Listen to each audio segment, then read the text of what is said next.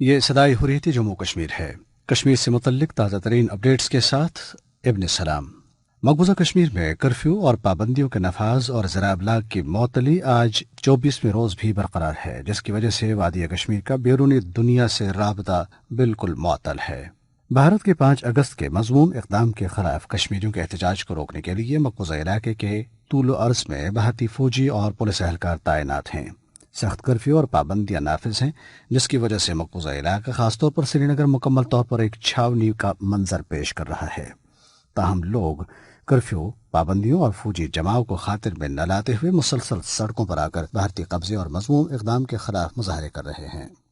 حریت کارکنوں نے غیر قانونی بھارتی قبضے اور جموں کشمیر کی خصوصی حیثیت تبدیل کرنے کے بھارتی اقدام کے خلاف جذبہ آزادی سے سرشار بہادر کشمیری نوجوانوں اور وطن کے بیٹوں کی بھرپور مزاحمت کو سراہتے ہوئے ان سے اپیل کی ہے کہ وہ ثابت قدم رہیں۔ پوسٹرز اور پمپلیٹس کے ذریعے کی جانے والی اس اپیل میں حریت کارکنوں نے کہا ہے کہ ہم متحد ہیں اور بھارت کو اپنی سرزمین چھوڑنے پر مجبور کریں گے۔ انہوں نے کہا کہ ہم اپنے پاکستانی بہن بھائیوں سمیت ہر اس فرد کے شکر گزار ہیں جو ہمارے حقوق کے لیے آواز بلند کر رہا ہے۔ مقبوضہ کشمیر میں مسلسل محاصرے، کرفیو اور پابندیوں کی وجہ سے سیاحتی صنعت بھی شدید متاثر ہو رہی ہے اور 5000 سے زائد ہوٹلز کو تالے لگ چکے ہیں، جبکہ ہوٹل مالکان نے کام نہ ہونے کی بنا پر کم از کم 10,000 ملازمین کو فارغ کر دیا۔ یہ تھا کشمیر کے حوالے سے تازہ ترین۔ اب سنیے تبصرہ۔ اگرچہ مقبوضہ کشمیر پر بھارت کے جابرانہ تسلط کی پوری تاریخ ظلم و ستم، دونس، داندلی اور شرمناک سازشوں سے عبارت ہے، تاہم چانکیہ کے پیروکاروں نے 5 اگست کشمیریوں کی شناخت ختم کرنے کے اعلان کے بعد سے لوگوں کو محصور کر کے ہٹلر اور میسولونی کو بھی مات دے دی ہے۔